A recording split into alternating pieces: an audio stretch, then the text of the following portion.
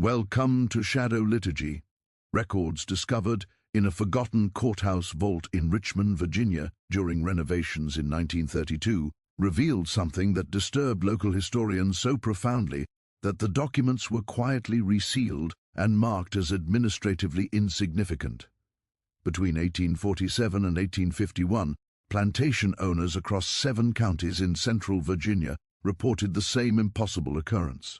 Slave children, some as young as 6 years old, were being caught with written notes, crude journals, and in one case, a complete handwritten copy of passages from a book no slave should have even touched. 63 separate incidents were documented in the first year alone. Each child, when questioned separately and sometimes months apart, offered the same cryptic response about the night teacher. Every investigation led to dead ends, every trail went cold. Authorities at the time concluded their reports with variations of the same phrase. Source: unidentified threat level, severe. What that plantation owners feared wasn't just literacy, it was the realization that someone had been moving through their properties for years, completely unseen, teaching what was forbidden under penalty of death. This person knew their routines, their blind spots, their vulnerabilities. He moved like smoke through their lands, and despite patrols, dogs, and increasingly desperate surveillance efforts, he remained invisible. The psychological impact on the planter class was profound. If their control was so absolute, how had this happened under their noses? If one man could do this, what else was happening that they couldn't see? Before we continue with the story of the man who became Virginia's most wanted ghost, make sure to subscribe to this channel and hit that notification bell so you never miss stories like this, and leave a comment below telling us what state or city you're watching from. We love hearing from our community around the world. What makes this case particularly chilling is that it wasn't discovered through careful investigation or confession, but through the careless confidence of children who didn't yet understand the danger they were in. And when the truth finally emerged, it revealed a network of secret education so sophisticated and widespread that it challenged everything the plantation system believed about itself. Cumberland County, Virginia, in the autumn of 1847, was a landscape of contradictions. Rolling hills covered in tobacco fields stretched toward the James River, and the county roads connected over 40 plantations of varying sizes, from sprawling estates with hundreds of enslaved workers to modest farms with a dozen. The soil was rich, the harvests were profitable, and the social order was considered by those who benefited from it to be unshakable. The county had weathered Nat Turner's rebellion 16 years earlier without local incident, and the planter class had emerged with their confidence reinforced. They had tightened their controls, improved their surveillance, and convinced themselves that their system was perfected.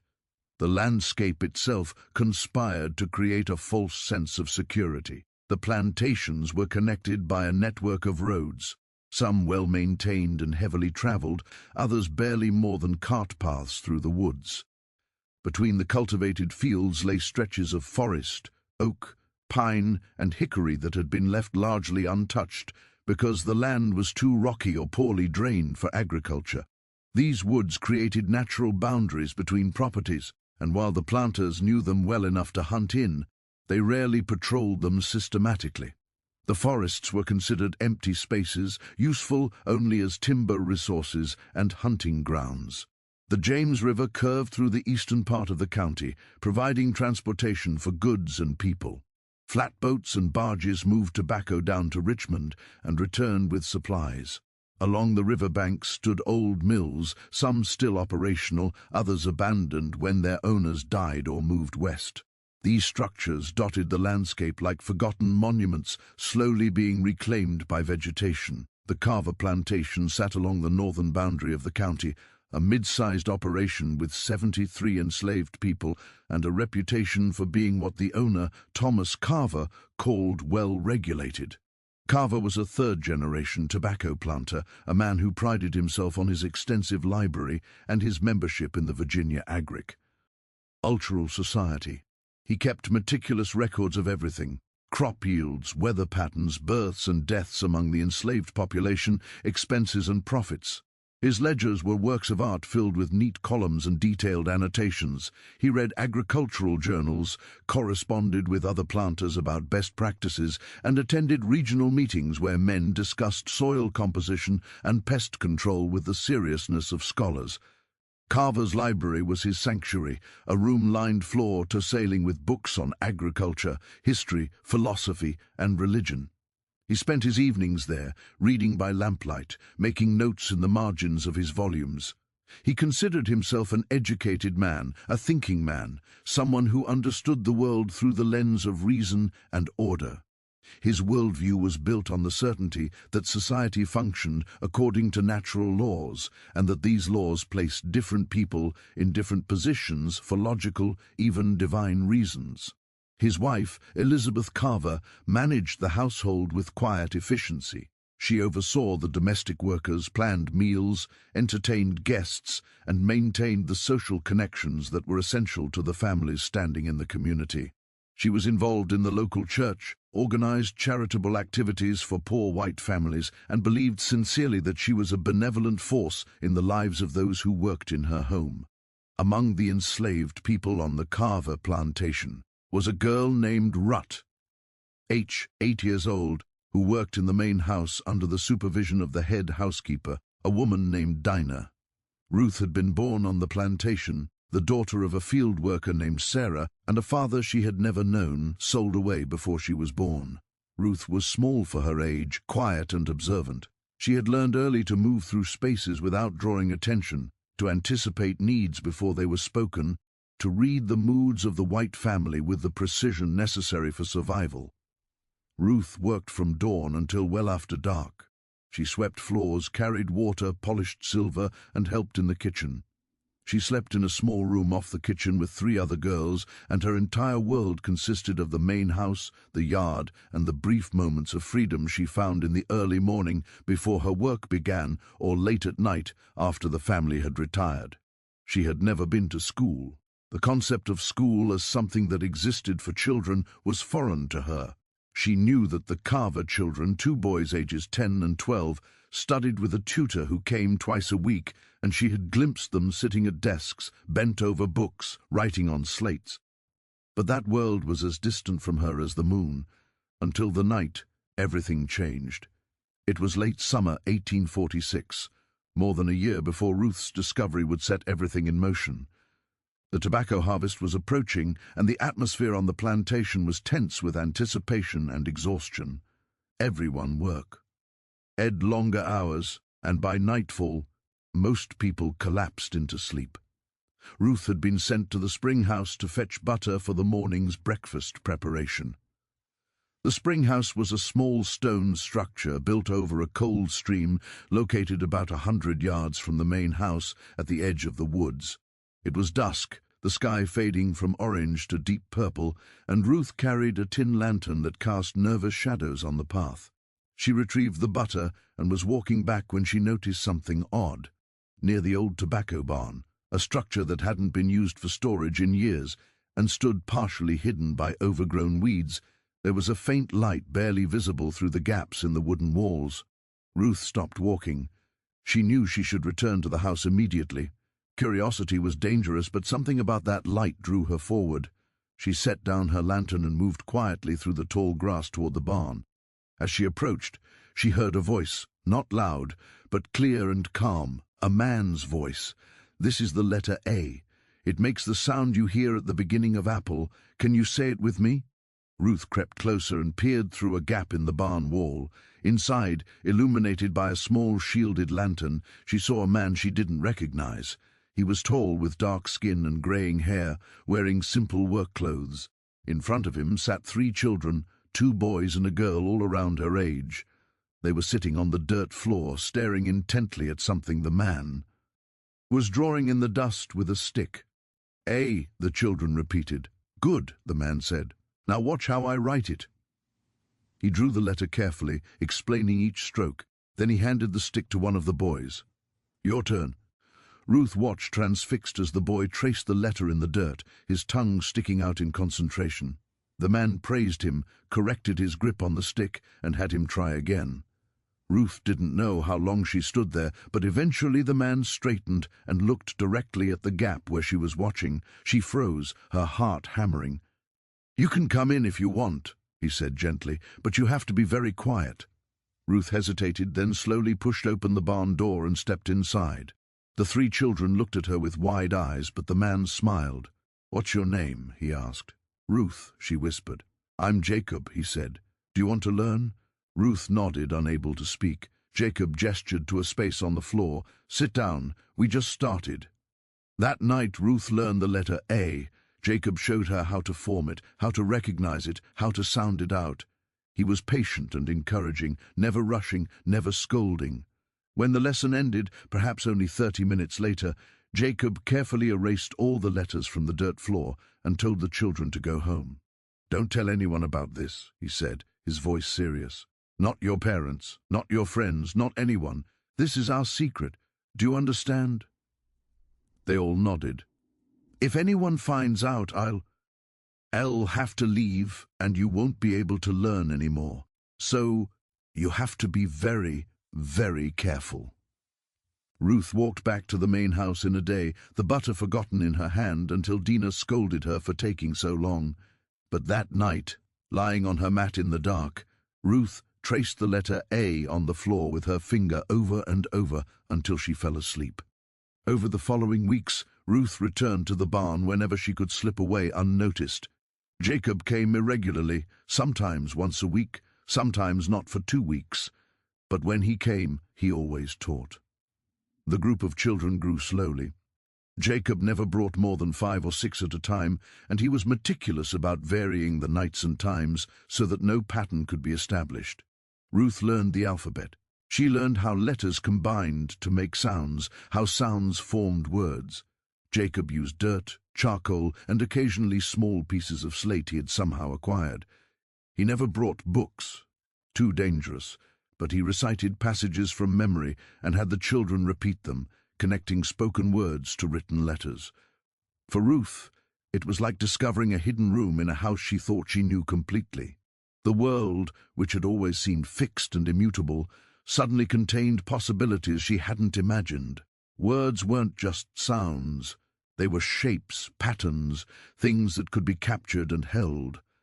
The morning of October 12, 1847, began like any other.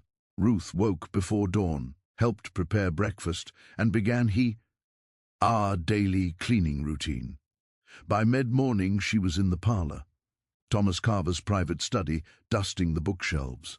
The room was filled with morning light streaming through tall windows. Leather-bound volumes lined the walls, their spines embossed with gold lettering. Carver's desk sat in the center of the room, covered with papers, ledgers, and correspondence. Ruth worked methodically, using a soft cloth to wipe each shelf, careful not to disturb the arrangement of books. She had cleaned this room hundreds of times, but today something was different. One of Carver's journals lay open on his desk, and Ruth, thinking herself alone, approached it. She had been learning for over a year now, and her skills had progressed far beyond the alphabet. She could read simple sentences, and with effort more complex passages. The journal was filled with Carver's neat handwriting. Ruth leaned over it, her eyes scanning the page. It was an entry about crop yields, notes about which fields had produced the best tobacco, observations about weather patterns. Ruth's lips moved silently as she read. The western field continues to outperform expectations. The soil composition, enriched by last year's period, has proven ideal for what are you doing?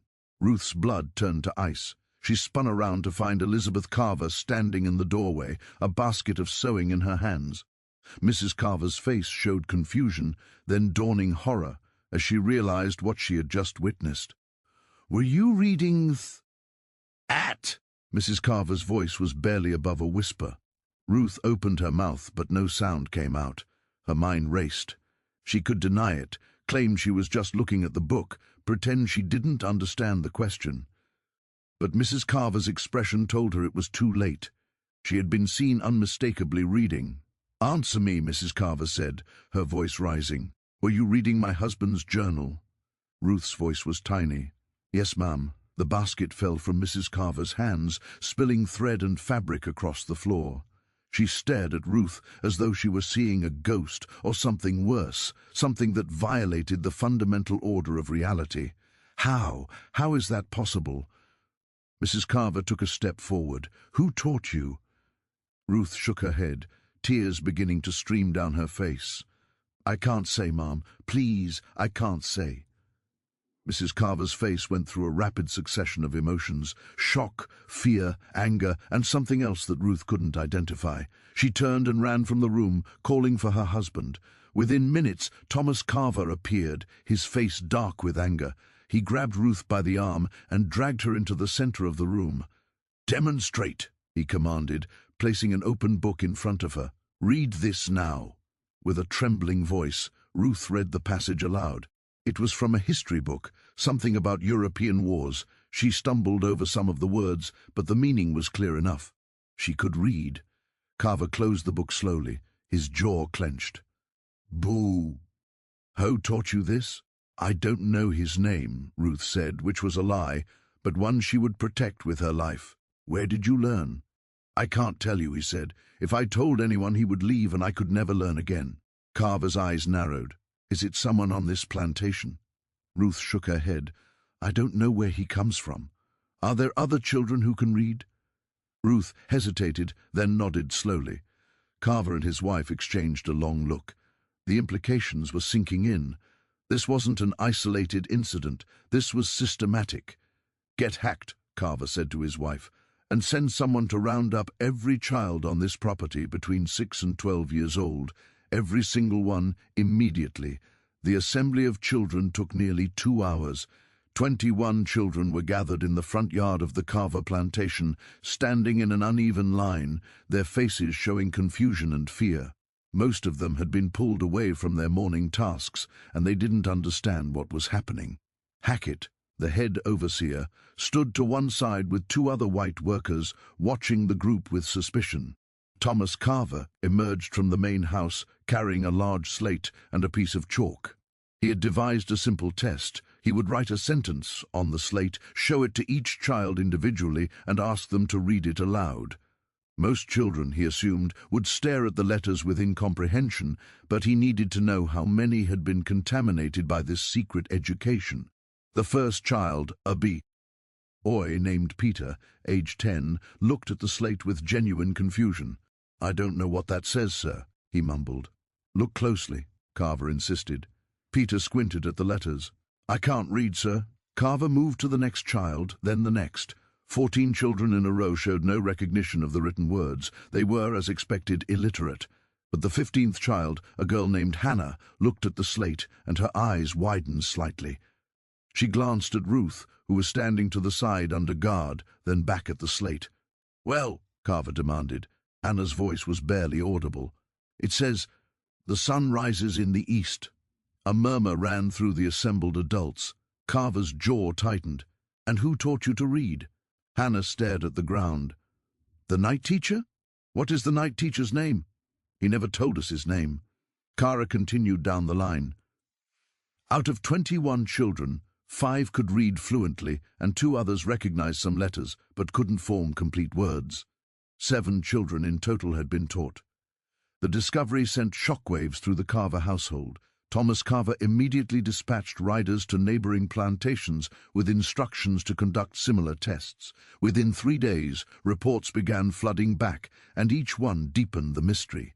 At the Whitley estate 6 miles to the west, 5 children could read. At the Brennan plantation, 4 children. At the small Collins farm, 2 children. Across 7 different properties in Cumberland County, a total of 16 children, now including the 7 from the Carver plantation, had been taught to read and write, and every single child, when questioned separately, told the same story. A man came at night. He taught them in secret places, old barns, abandoned mills, clearings in the woods. He used dirt, charcoal, and slate.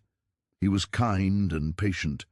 He made them promise never to reveal his identity or tell anyone about the lessons, and he came and went like a shadow, never seen by adults, never leaving evidence behind. The planters were baffled and terrified. How had one man moved so freely between their properties? How had he evaded every patrol, every overseer, every form of surveillance they had in place? And most disturbing of all, how many more children had he taught that they hadn't yet discovered? On October 19, 1847, Thomas Carver convened an emergency meeting of plantation owners at his estate.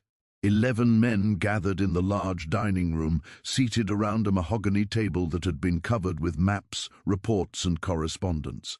The atmosphere was tense, the air thick with cigar smoke and barely suppressed panic.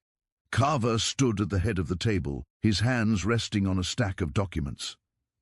"Gentlemen," he began, "we are facing an unprecedented threat. Someone has been systematically teaching slave children to read and write across multiple properties in this county. Based on our investigation so far, we've confirmed at least 23 cases, but I believe that number is conservative. There may be many more we haven't discovered yet." James Whitley, a thin man with hawkish features, leaned forward. "My overseer has questioned every adult on my property. No one admits to knowing anything about this. The children all describe the same person, a man who comes at night, but none of them can or will provide a name." "Same on my land," said Martin Grayson, a heavy-set man with a red face.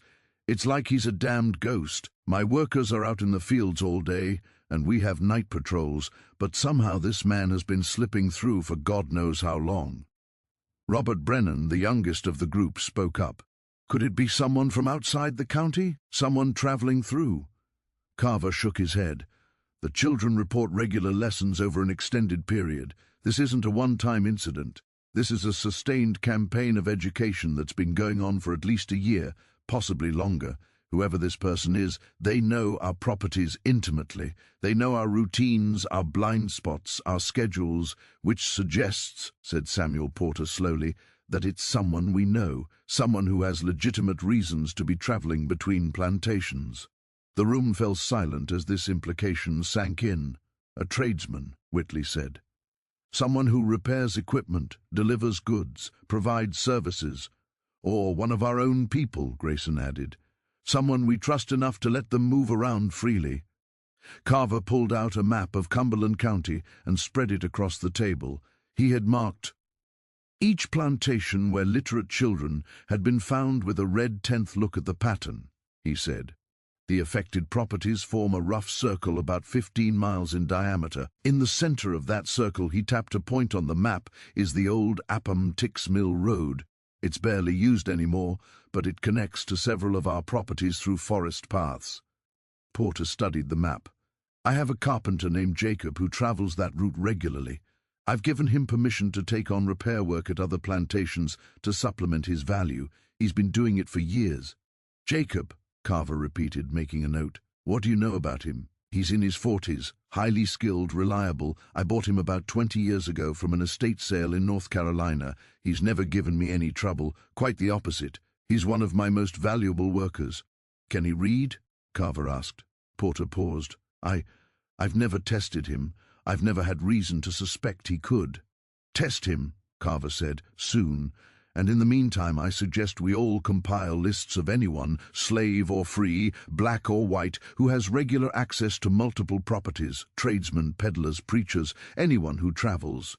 The men agreed, and the meeting continued for several more hours as they discussed security measures, punishment for the children who had been taught, and strategies for identifying the mysterious teacher. But beneath the practical discussions ran a current of fear. Their entire system of control had been breached, and they didn't know how deep the breach went.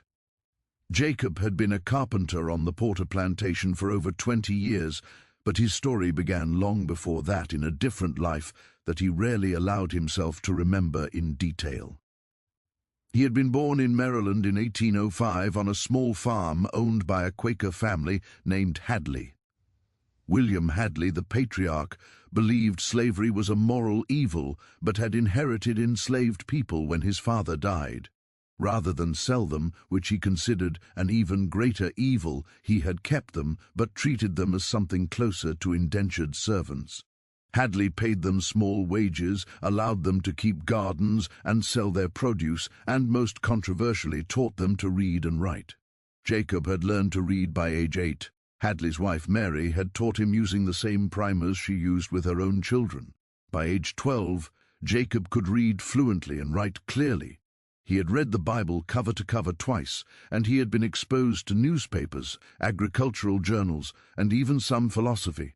He understood that his literacy was unusual, even dangerous, but within the sheltered environment of the Hadley farm, it had seemed natural. When William Hadley died unexpectedly in 1827, everything changed. Hadley's adult son, who had moved to Philadelphia and embraced different views, returned to settle the estate. He had debts, and the quickest way to pay them was to sell the farm and everyone on it. Jacob, 22 years old and valuable because of his carpentry skills, was sold to a trader who took him south. The next few years were a blur of different owners and different locations. Jacob quickly learned to hide his literacy. He watched men and women beaten for smaller infractions than being able to read, and he understood that his knowledge was a death sentence if discovered. He became adept at appearing ignorant, at moving through spaces without being noticed, at giving people what they expected to see. In 1830, he was purchased by Samuel Porter and brought to Cumberland County. Porter needed skilled workers for his growing operation, and Jacob's carpentry abilities made him immediately valuable. Porter allowed Jacob unusual freedom of movement, trusting him to travel to other plantations to perform repairs and generate additional income. For 15 years, Jacob used this freedom to survive and eventually to thrive in his own quiet way. He built furniture, repaired structures, and earned a reputation as one of the best carpenters in the county. He was respectful, reliable, and invisible, exactly what a white owner wanted from an enslaved craftsman. But the knowledge he carried haunted him.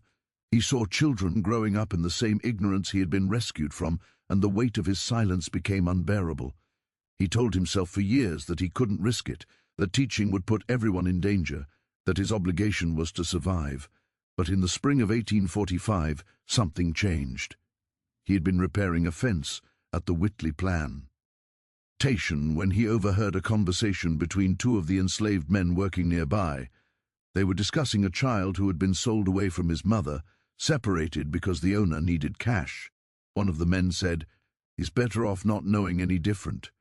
What you don't know can't hurt you." That phrase, "what you don't know can't hurt you," lodged in Jacob's mind like a splinter. He thought about it all day, all week, and he realized that it was a lie, perhaps the most fundamental lie of the entire system. What you don't know could absolutely hurt you. Ignorance was a weapon used against people, not a shield that protected them. He made a decision that would define the rest of his life. He would teach. Jacob started small and moved with extreme caution. His first student was Hannah, the daughter of a woman named Martha who worked in the Whitley kitchen. Jacob had watched Hannah for weeks, noting her intelligence, her curiosity, the way she studied things carefully before acting. One evening, while making repairs to the Whitley barn, he had approached her. "Can you keep a secret?" he asked quietly. Hannah, 7 years old, had looked at him with serious eyes. "Yes, I mean a very important secret. The kind where if you tell anyone, something bad would happen." She nodded. "I can teach you to read," Jacob said, "but only if you promise never to tell anyone. Not your mother, not your friends, not anyone." Hannah's eyes widened. "Why would you do that?"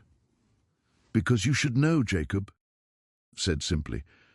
"Because everyone should know."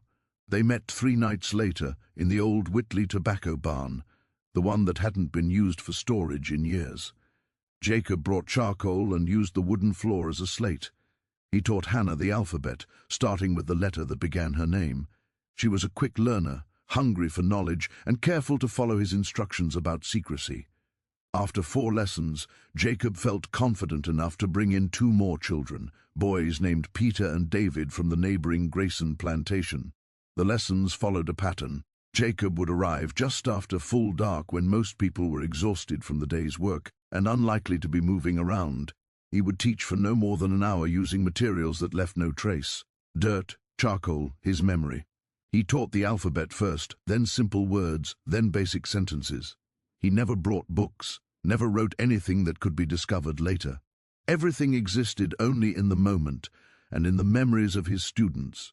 He was meticulous about varying his routine. He never came on the same night of the week. He never taught in the same location twice in a row. He never took the same path between properties. He learned to move through the woods at night with an almost supernatural silence, and he developed an instinct for when it was safe to be somewhere and when he needed to disappear. Over the course of the first year, he taught 11 children. By the second year, that number had grown to 42. He organized them into small groups, never more than 6 at a time, and he kept the groups separate so that if one was discovered, the others might remain safe.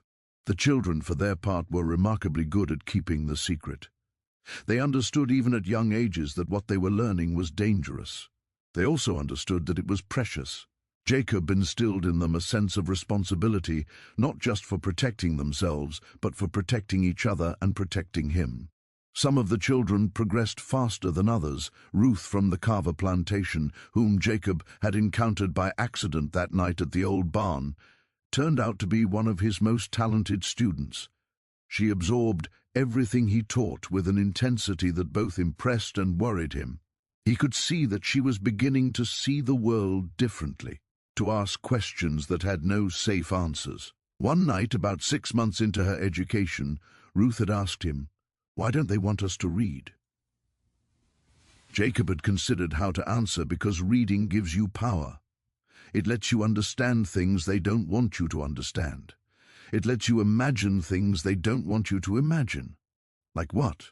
Like the idea that you could be something other than what they tell you you are. Ruth had gone quiet, processing this. Then she asked, "Are you scared?" "Every day," Jacob admitted, "but I'm more scared of not doing this than I am of getting caught." It was the most honest he had ever been with a NY of his students, and it marked a turning point in their relationship. Ruth wasn't just learning to read, she was beginning to understand the deeper implications of what Jacob was risking and why. By the autumn of 1847, Jacob was teaching over 60 children across 9 different plantations. The operation had grown far beyond what he had originally envisioned, and with that growth came increased risk. It was becoming harder to keep track of all his students, harder to maintain the strict security protocols, harder to avoid detection. He had developed a system of signals to communicate with the children. A mark on a tree meant a lesson would happen that night. A different mark meant to stay away because it wasn't safe. The children learned to read these signals as carefully as they learned to read letters. But Jacob knew the system was fragile. All it would take was one child speaking carelessly, one adult noticing something unusual, one lucky patrol catching him in the wrong place at the wrong time.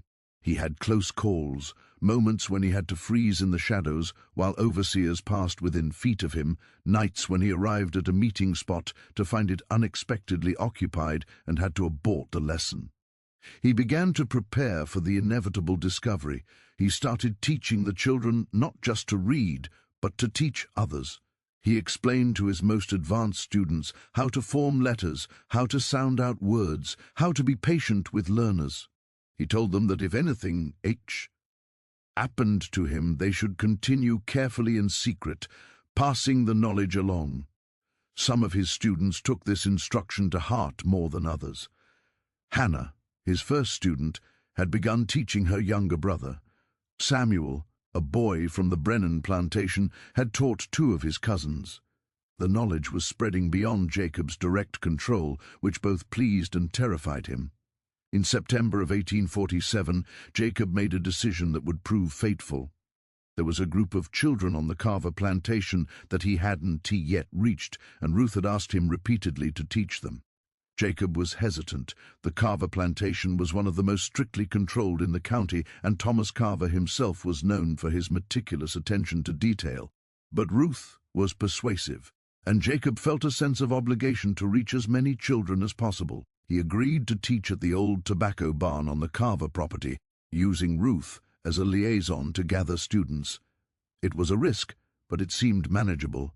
What Jacob didn't know was that the security at the Carver Plantation had recently been tightened. Thomas Carver, concerned about reports of theft at neighboring estates, had implemented irregular night patrols and had instructed his overseer Hackett to note any unusual activity. The plantation that had seemed like a calculated risk was actually a trap waiting to spring. The morning Ruth was discovered reading Thomas Carver's journal marked the beginning of the end, though. It would take weeks for the full consequences to unfold. The immediate aftermath was chaotic and terrifying. After the assembly of children and the shocking revelation that 7 of them could read, Thomas Carver locked Ruth in a small storage room while he decided what to do. Ruth spent hours in the dark, listening to muffled voices arguing outside, imagining the worst. She was terrified not for herself, but for Jacob. She had made the mistake that would expose him. She had been careless, confident, too pleased with her own abilities to maintain proper caution. When the door finally opened, it was Dinina, the head housekeeper, who entered. Dinah's face was unreadable as she sat down a plate of food and a cup of water. "Eat," Dinina said. Ruth stared at the food. "What's going to happen to me?" Dinina sighed. "I don't know, child, but Mr. Carver is sending people to all the nearby plantations. They're testing other children, seeing how far this goes. You've stirred up a hornet's nest." "I didn't mean to," Ruth whispered. "I know, but intention doesn't matter now." Dinina paused at the door. "Ruth, whoever taught you, you need to protect them. No matter what they threaten you with, you can't reveal who it was. Do you understand?" Ruth nodded, tears streaming down her face. Over the following days, as the scope of the secret education network became clear, the plantation owners of Cumberland County moved into action. The initial shock gave way to organized investigation. They led lists of everyone who moved between properties. They interrogated adults, they imposed strict new controls on the movements of enslaved people, and they established a reward, $200, for information leading to the identity of the teacher. $200 was an enormous sum, more than many enslaved people could imagine. The planters believed that someone would break, that the promise of money or freedom would crack the wall of silence. But weeks passed and no one came forward. The children were questioned repeatedly, sometimes gently, sometimes harshly, but they held firm. They didn't know his name, they said. They didn't know where he came from. He was just the night teacher, and he disappeared like smoke.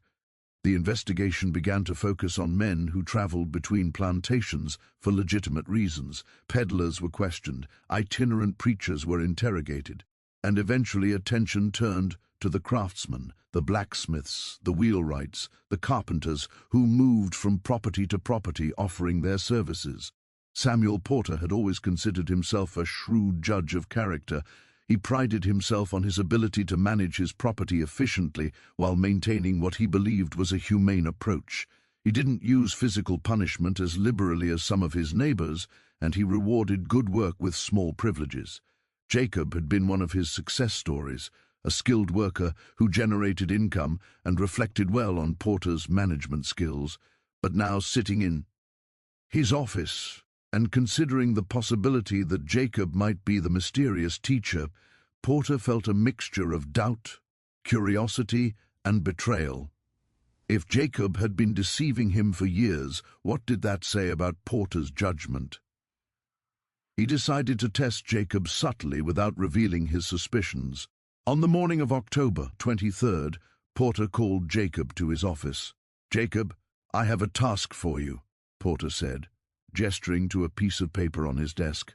"I need you to deliver a message to Thomas Carver tomorrow. Before you go, I want to make sure you understand what it says so you can answer any questions he might have." Porter pushed the paper across the desk. It contained a simple message confirming delivery of tobacco samples for quality assessment. "Please review and respond by return messenger." Jacob picked up the paper and looked at it for several long seconds. Porter watched his eyes carefully, looking for any sign that he was reading. "I can't read, sir," Jacob said finally, setting the paper down. "But if you tell me what it says, I can remember it and repeat it to Mr. Carver." "Are you certain you can't read?" Porter pressed. "Not even a little." Jacob met his eyes with an expression of mild confusion. "No, sir. I never learned." Porter held his gaze for a moment longer, then nodded. "Very well. The message says," he proceeded to explain the content, and Jacob listened attentively, repeating it back perfectly. But Porter wasn't satisfied.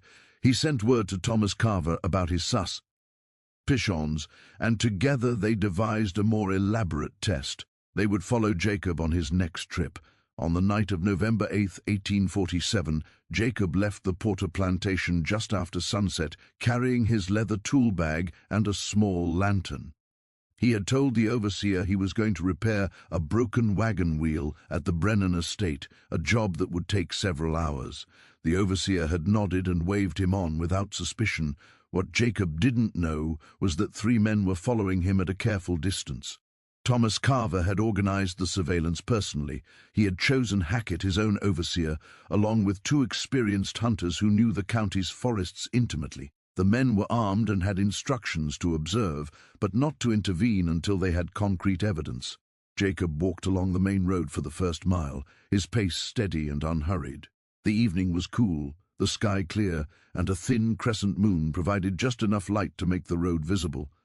To anyone watching, he looked like exactly what he claimed to be, a carpenter heading to a job.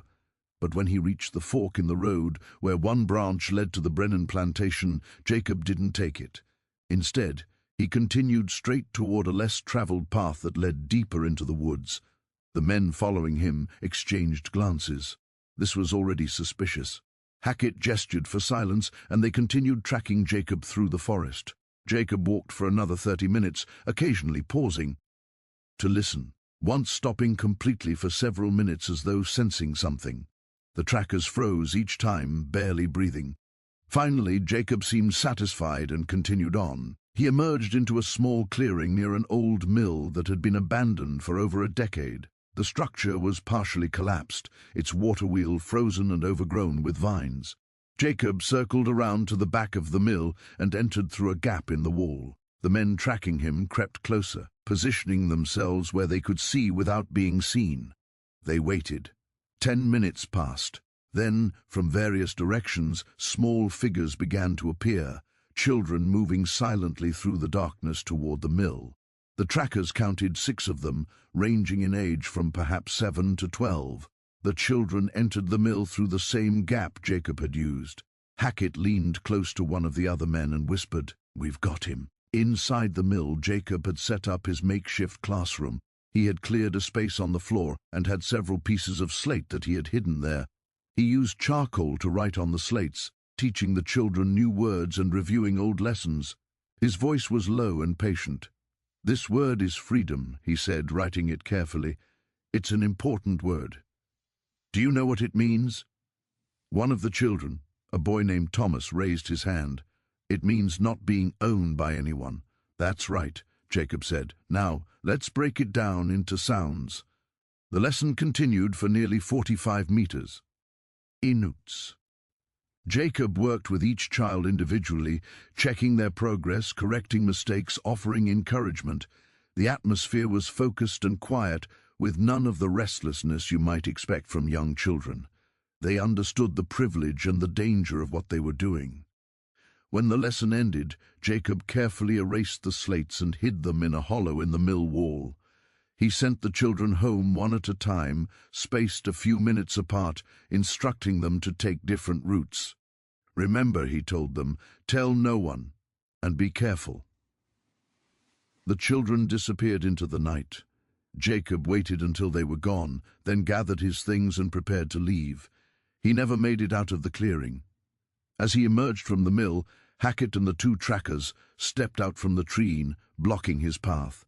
Hackett held a lantern high, illuminating Jacob's face. "Jacob," Hackett said, his voice calm but cold, "you've been a very busy man." Jacob froze, his hand tightening on his tool bag. For a moment the night was silent, except for the sound of wind in the trees. Jacob's mind raced through possibilities, running, fighting, denying, but he knew it was over. They had seen everything. "Mr. Carver wants to speak with you," Hackett continued. "You're going to come with us now." Jacob looked at the 3 men, at the darkness of the forest behind them, at the road that led back to a life that was now irreversibly changed. He took a deep breath and nodded slowly. "All right," he said quietly. "I'll come." They bound his hands and led him through the forest toward the Carver plantation. Jacob walked in silence, his mind already working through the implications. He had been caught, but the children hadn't. If he could protect their identities, if he could keep them safe, perhaps something of his work would survive. Jacob was held in a locked storage shed on the Carver plantation, while Thomas Carver sent urgent messages to every plantation owner within 20 miles. By the afternoon of November 9th, over 30 men had gathered in Carver's largest barn, which had been cleared and furnished with benches for the occasion. Jacob could hear the murmur of voices from his prison, the sound of horses arriving, the growing crowd of angry men who had come to decide his fate. He sat on the dirt floor, his back against the wall, and waited. Inside the barn, Thomas Carver stood on a raised platform, addressing the assembled planters. The atmosphere was charged with anger and fear. "Gentlemen," Carver began, "we have apprehended the individual responsible for the systematic education of slave children across 7 counties. His name is Jacob, property of Samuel Porter, and he has confessed to teaching literacy skills to over 60 children over a period of approximately 2 years. A roar of angry voices filled the barn. Men stood shouting questions and demands. "Hang him! Make an example! How do we know he worked alone?" Carver raised his hands for silence. "We have interrogated him extensively. He claims to have worked alone, and I believe him. His method was simple but effective. He used his legitimate carpentry work as cover to travel between properties, and he conducted lessons in abandoned or isolated locations at night. He was careful, methodical, and patient." "How did we not see this?" someone shouted from the back. Carver's jaw tightened. "Because he understood our systems better than we understood them ourselves. He knew our routines, our blind spots, our assumptions. He exploited the very freedom of movement we granted him because he was valuable and trusted." Samuel Porter stood, his face flushed. "I take responsibility for failing to detect this. Jacob has been my property for 20 years, and I never suspected. I will bear any costs associated with this incident." "The cost," said Martin Grayson, "is not just financial. The cost is that we now have 60 educated slave children who represent a permanent threat to stability. They can read, they can write, they can communicate in ways we can't monitor, and worse, we don't know if they'll teach others." This observation sent a new wave of concern through the assembly.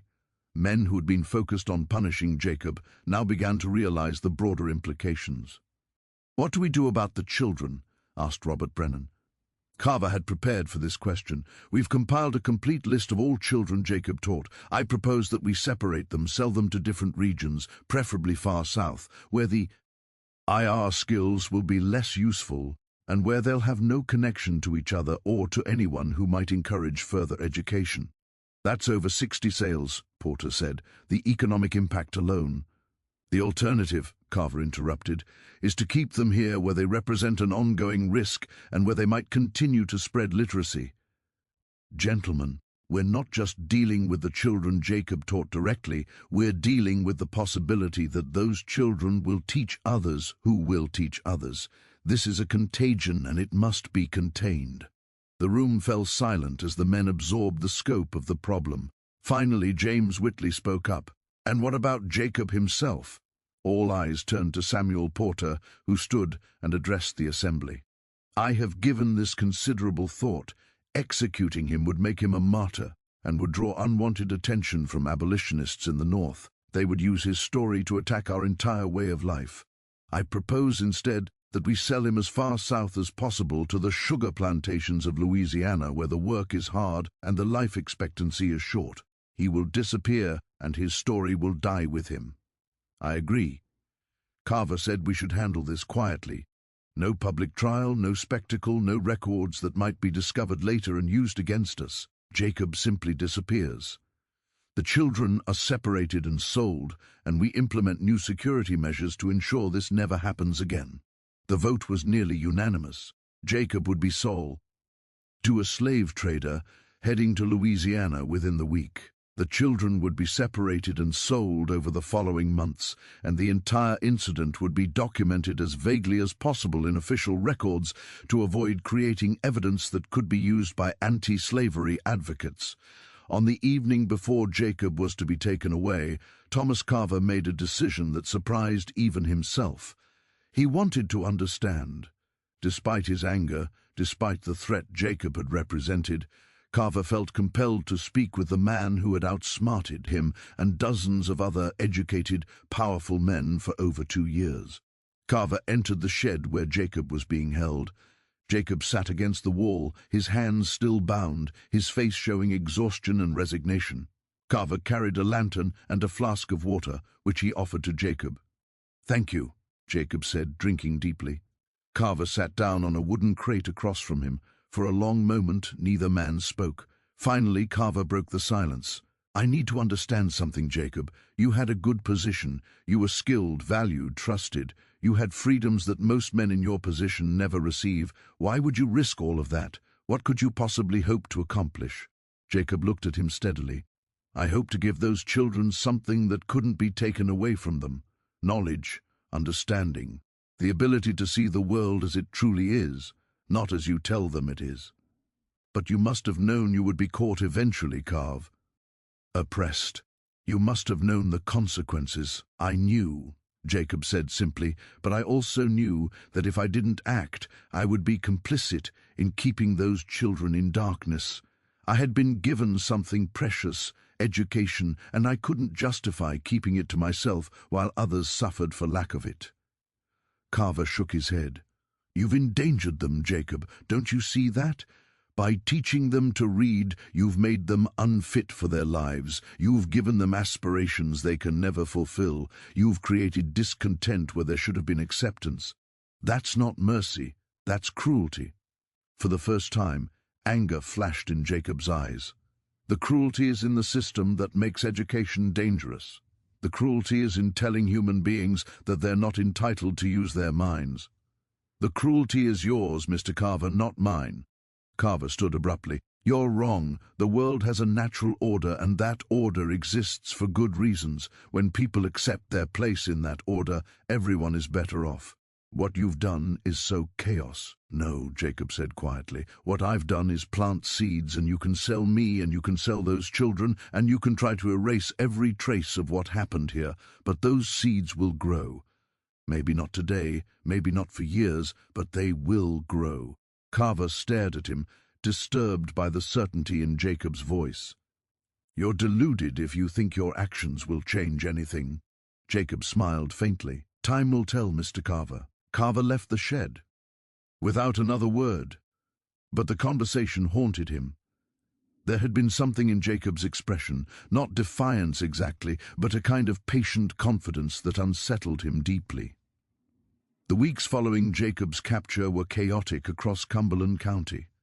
The plantation owners moved quickly to implement their plan, but the execution proved more complicated than anticipated.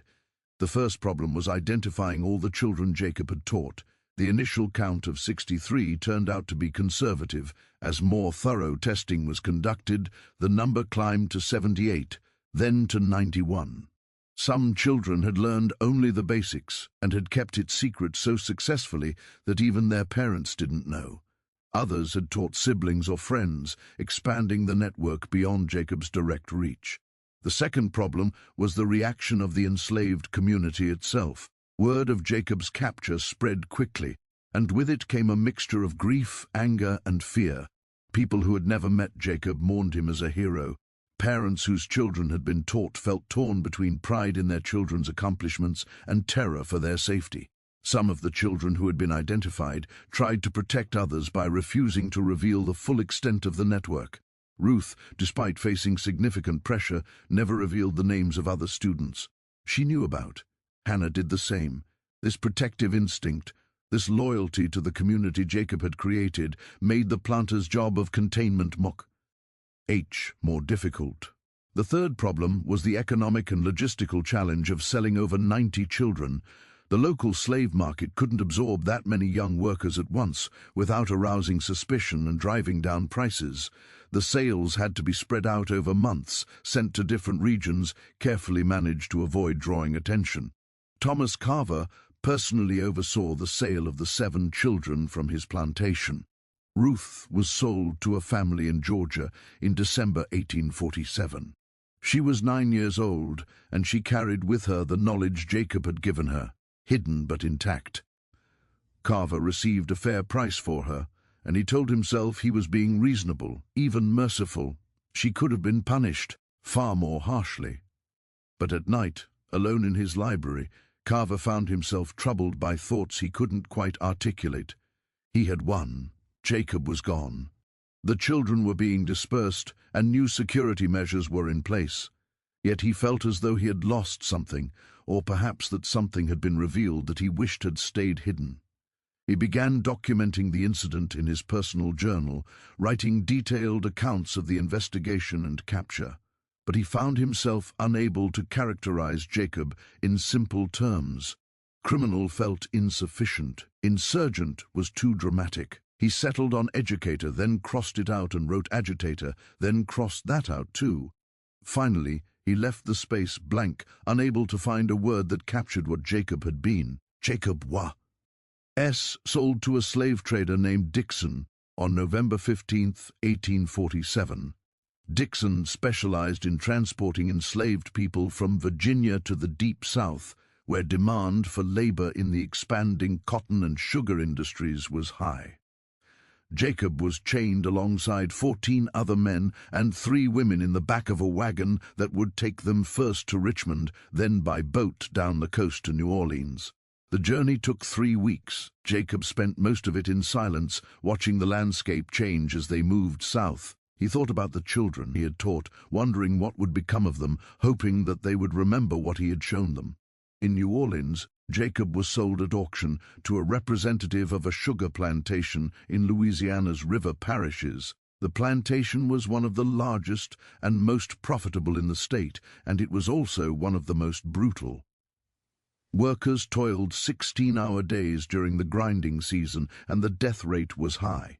Jacob was assigned to work in the fields initially, despite his carpentry skills, as a form of punishment for his perceived transgression. The overseer had been briefed about his history and made it clear that Jacob would not be given any opportunities to spread his knowledge.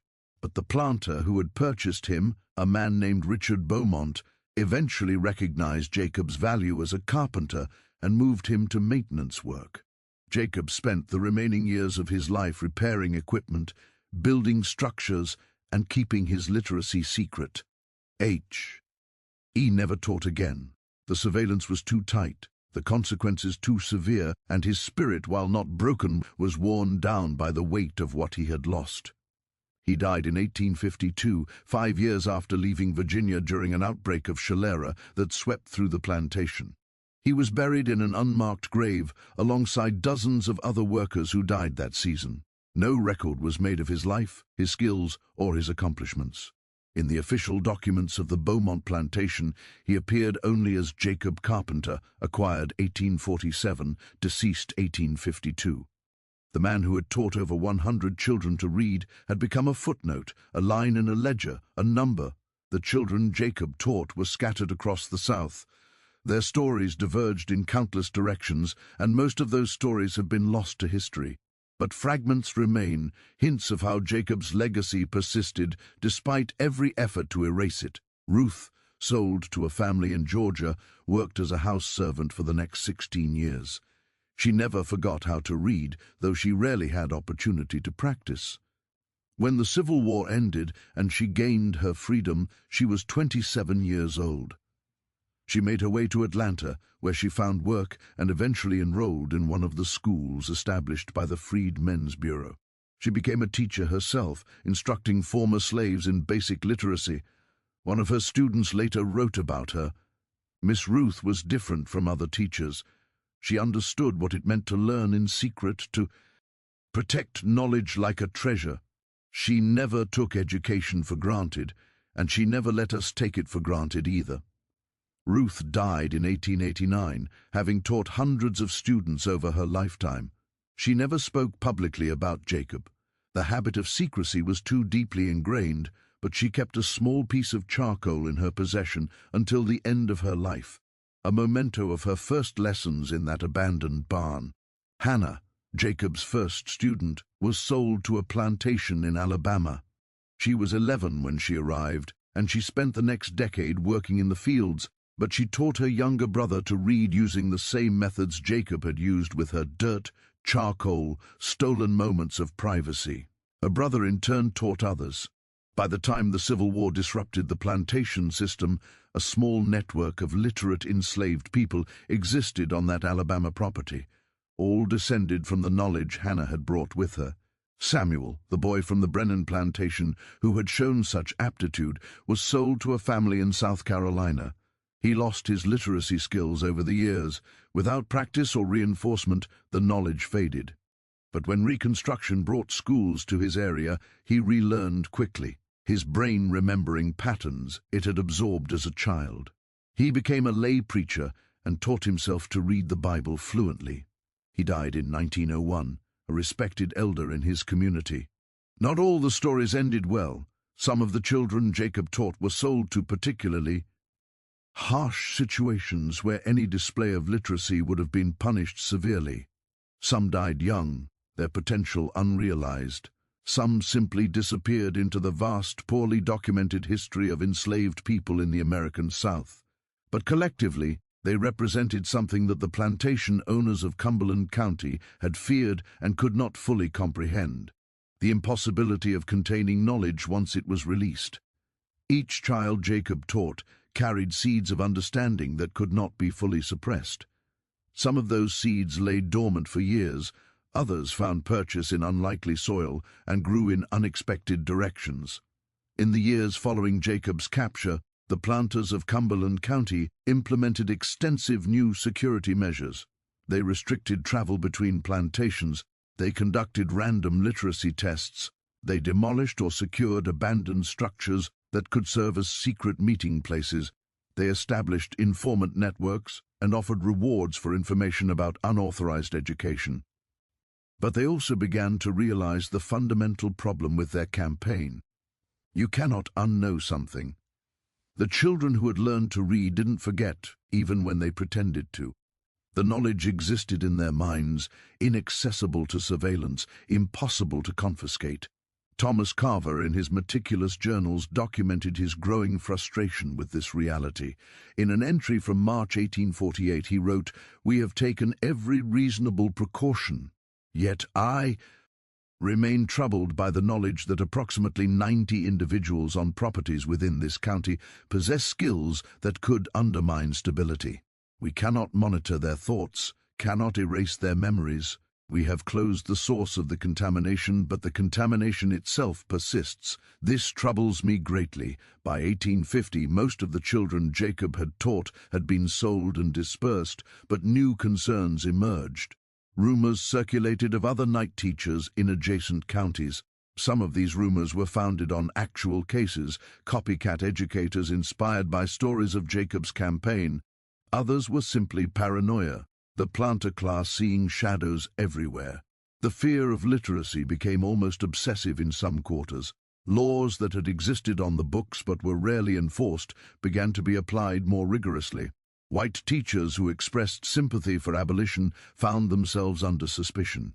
Free black people who demonstrated education were viewed with hostility and suspicion, but the system was inherently leaky. Knowledge moved through informal channels that no amount of legislation or surveillance could fully close. Literate enslaved people taught family members in whispers, in brief moments of privacy. Free black people shared information in churches and social gatherings. And as the 1850s progressed and tensions over slavery intensified nationally, the flow of forbidden knowledge increased rather than decreased.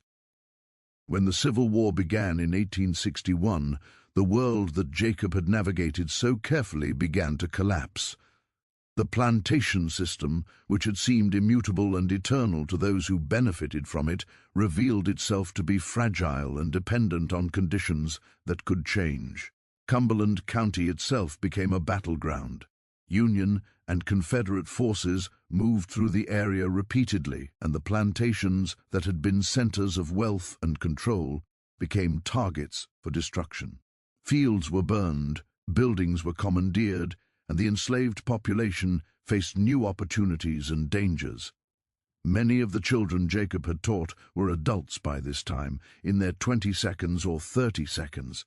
Some of them escaped to Union lines, where their literacy skills made them valuable as scouts, translators, and administrators. Others remained on the plantations, navigating the chaos as best they could. The Carver Plantation, Thomas Carver's carefully managed domain, was occupied by Union forces in 1864. Carver himself had died 2 years earlier, and his widow Elizabeth struggled to maintain the property in the face of wartime disruption.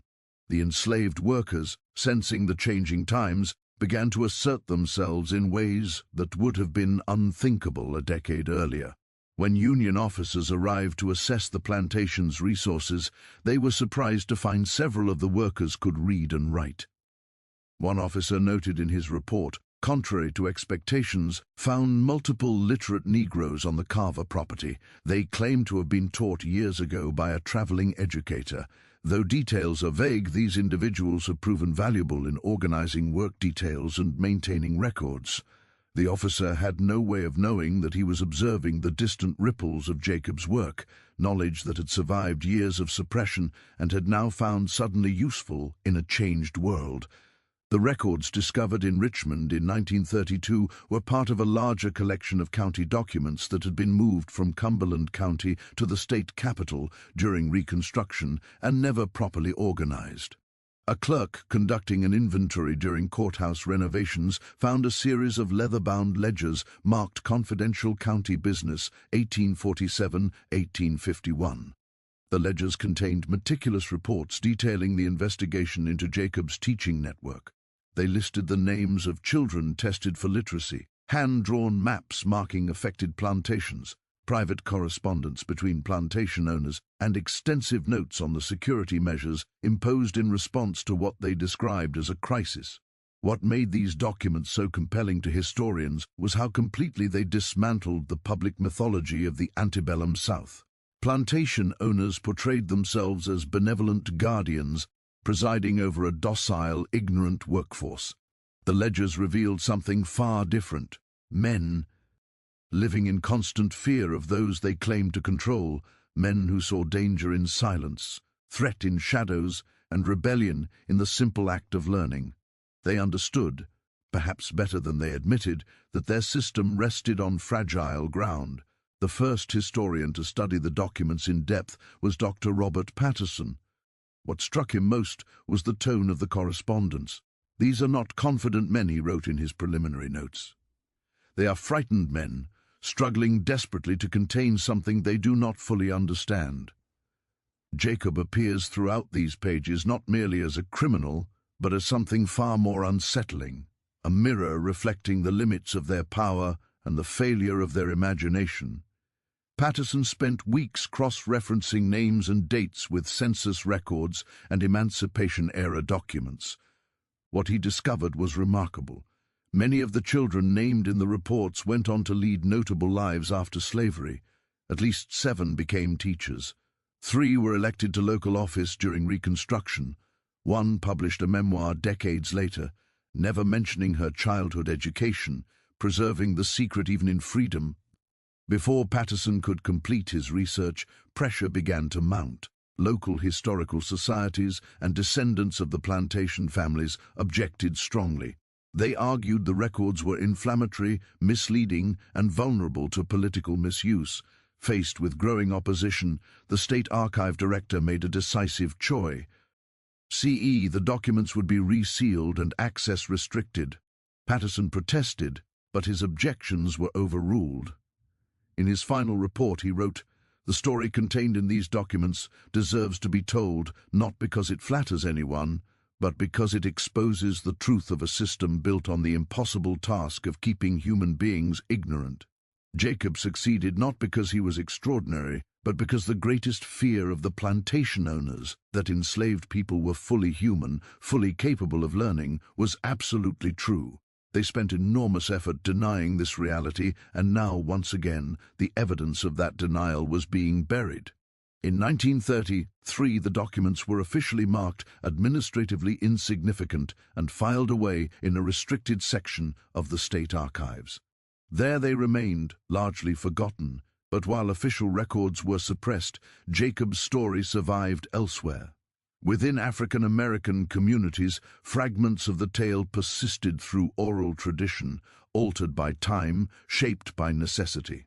Descendants spoke of a mysterious teacher who appeared only at night, moving silently through darkness. In a 1937 interview conducted for the Federal Writers Project, an elderly woman named Sarah Mitchell recalled a story told by her grandmother. "She used to tell me about the night school," Sarah said. "A man came teaching children their letters, had to be secret. She never said his name, said he was like a ghost, could move through the dark without a sou. And her grandmother learned from him. She taught her daughter taught her, quietly, carefully, passed down like a fragile inheritance." Similar accounts surfaced across Virginia and other southern states. Most historians dismiss them as folklore, stories that blended memory, hope, and myth. The prevailing academic view held that organized secret schools were unlikely, perhaps exaggerated, but the people who told these stories believed them. For them, the night teacher, whether one man or many, represented a deeper truth, that the hunger for knowledge was powerful enough to overcome terror, punishment, even death. In 1968, amid the broader reckoning of the civil rights era, a group of historians led by Dr. Julia Morrison pushed to reopen the sealed Cumberland County documents. After prolonged resistance, the state archives agreed to review the restrictions. A committee examined the materials and concluded in 1969 that they represented a vital historical record, evidence not only of resistance but of the fear that resistance inspired. The documents were officially unsealed in 1970. What followed were academic studies and a handful of books, yet many questions remained unanswered. Jacob's life before Cumberland County remained obscure. His fate after being sold to Louisiana was uncertain. Records suggest he died in 1852, but the circumstances are unknown.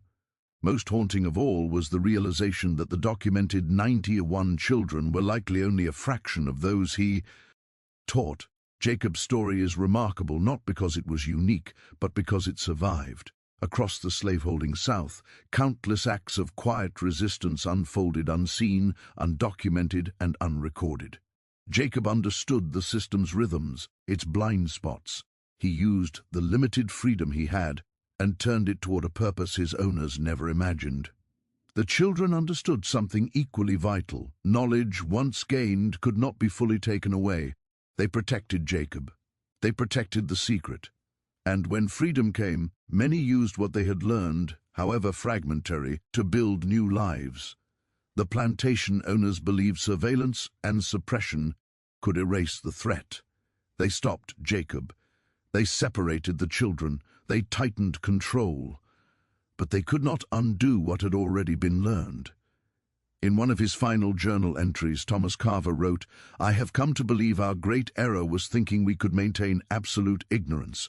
The human mind seeks knowledge as a plant seeks light. Perhaps our efforts were always doomed." He was right. The seeds Jacob planted bore fruit, not immediately, not visibly, but persistently. When freedom arrived, those who learned fastest were often those who had been preparing in secret. Jacob died in obscurity. His name faded from records. But the idea he carried, that every human being has the right to understand their world, survived through generations. Some acts of courage are too dangerous to be remembered in their own time, yet too powerful to be forgotten forever. What happened in Cumberland County was not an anomaly. It was part of a wider, hidden pattern of resistance and learning that history only partially reveals. Jacob was one teacher among many, known only because he was documented. How many others moved through the shadows? We will never know. But we know this: when slavery collapsed, thousands proved what the system had feared all along. They were fully capable, fully human, and already preparing. Do you think everything has been revealed? The documents exist. Names can be traced. Ledgers remain. But Jacob's inner life, his fears, hopes, and motivations are lost to history, visible only through the legacy he left behind. Leave your thoughts below. If you enjoyed this story and want more hidden histories and dark mysteries, subscribe, turn on notifications, and share it with someone who loves stories. History tried to erase. See you in the next one.